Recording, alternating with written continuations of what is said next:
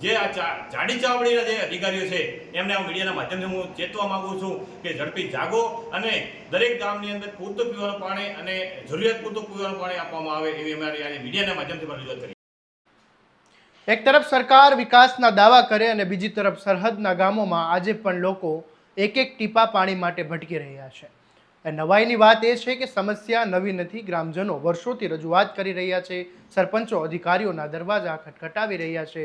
લોક દરબારોમાં પ્રશ્ન ઉઠાવી રહ્યા છે, છતાં પરિણામ શૂન્ય. આખરે કંટાળેલા 10થી વધુ ગામના સરપંચોએ હવે એકજૂથ થઈને મેદાને આવ્યા છે. શું છે સમગ્ર મામલો? આવો વિગતે વાત કરીએ આ અહેવાલમાં. નમસ્કાર, હું છું આસિફ કાદરી અને સ્વમાન સાથે તમારું સ્વાગત છે. વાવ-થરાદ જિલ્લાના સરહદી વિસ્તારના રાણેછા, ચોથનેસડા અને અછુઆ, ચાંદગઢ, ઉદેપુરા, કારેલી સહિતના 10થી વધુ ગામોમાં છેલ્લા લાંબા સમયથી પીવાના પાણીની ગંભીર સમસ્યા ઊભી થઈ છે. ગ્રામ લોકોનો આરોપ છે કે ગામમાં નિયમિત પાણી મળતું નથી, જેના કારણે લોકોને ભારે હાલાકીનો સામનો કરવો પડી રહ્યો છે.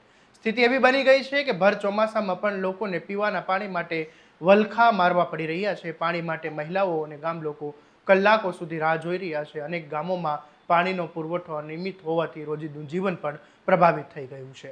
આ ગંભીર સમસ્યાને લઈને ઘણીવાર વિસ્તારના 10થી વધુ ગામોના સરપંચોએ સંગઠિત થઈને જિલ્લા કલેક્ટરને આવેદનપત્ર પણ આપ્યું છે. સરપંચોનું કહેવું છે કે અનેક વખત રજૂઆત કરવા છતાં તંત્ર દ્વારા કોઈ નક્કર કાર્યવાહી કરવામાં નથી આવતી. રાછેણા ગામના સરપંચના જણાવ્યા મુજબ માત્ર તેમની ગ્રામ પંચાયત દ્વારા જ પીવાના પાણીની સમસ્યા અંગે અત્યાર સુધીમાં 93 વખત લેખિત રજૂઆત કરવામાં આવી છે, છતાં પણ આ ગામને નિયમિત પાણી મળતું નથી. સરપંચોનો સવાલ છે કે જો 93 રજૂઆત પછી પણ સમસ્યાનો ઉકેલ ન આવે તો સામાન્ય લોકો ન્યાય માટે કોની પાસે જાય? સરપંચે એવો પણ આરોપ કર્યો છે કે સરકારના મેળાઓ, કાર્યક્રમો, વિવિધ ઉજવણી પાછળ લાખો કરોડોનો ખર્ચો કરે છે, પરંતુ સરહદી વિસ્તારના ગામોમાં લોકો માટે પીવાનું પાણી, પ્રાથમિક સુવિધા પણ ઉપલબ્ધ કરાવી શકતા નથી. ત્યારે આ મામલે સરપંચો શું કહી રહ્યા છે સાંભળી લો. રાછેણા, ચોથનેસડા, ચંદનગઢ, કારેલી, ઉમેદપુરા, આછુઆ ગામે છેલ્લા 10 દિવસથી પીવાનું પાણી પાઇપલાઇનથી આવતું પીવાનું પાણી આવતું નથી. જે બાબતે અમે આજે માનનીય કલેક્ટર સાહેબશ્રીને આવેદનપત્ર આપીએ છીએ કે તેની તાત્કાલિક વૈકલ્પિક વ્યવસ્થા કરવામાં આવે અને પાઇપલાઇનથી પણ તાત્કાલિક પાણી પૂરું પાડવામાં આવે એવી અમારી રજૂઆત છે. જે બાબતે અમે વારંવાર એટલે કે રાછેણા ગ્રામ પંચાયતે 93 વખત લેખિતમાં રજૂઆત કરી છે જે પાણી પીવાના પાણી બાબતે, પણ એનો કોઈ કાયમી ઉકેલ આવતો નથી.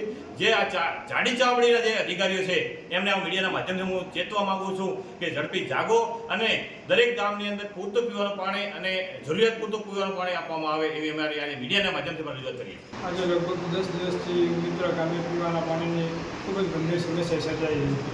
વારંવાર તંત્રને કહેવા છતાં કોઈ સત્વરે કોઈ ઉકેલ આવતો નથી અને આજે આવેદનપત્ર આપી અમે તંત્રશ્રીને રજૂઆત કરીએ કે જલ્દીમાં જલ્દી ઘટતી કાર્યવાહી કરે અને સત્વરે પાણી માટેની કંઈક વૈકલ્પિક વ્યવસ્થા કરી અને પાણી